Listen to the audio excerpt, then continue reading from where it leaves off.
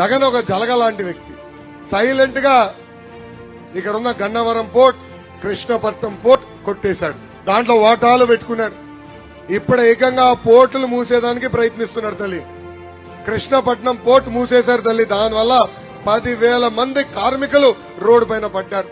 ఇది తెలుగుదేశం పార్టీ మాట్లాడటం మొదలుపెట్టిన దగ్గర నుంచి కేరళ పోర్ట్ లో ప్లేస్ లేదంటే ఒక షిప్ అటు పంపించారు. కృష్ణపట్నం పోర్ట్ షిప్ పైన తీసుకుని దానిపైన ఒక వీడియో చేసి ఏదో పనులు జరుగుతున్నాయని చూపించడానికి ప్రయత్నించారు.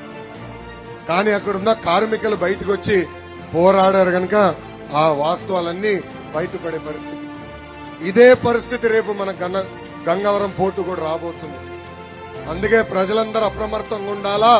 తెలుగుదేశం జనసేన పార్టీని గెలిపిస్తేనే మళ్లీ మనకి ఉద్యోగాలు వస్తాయి ఆ పోర్టులని ఈ సభాముఖం మీకు తెలుపుతున్నా.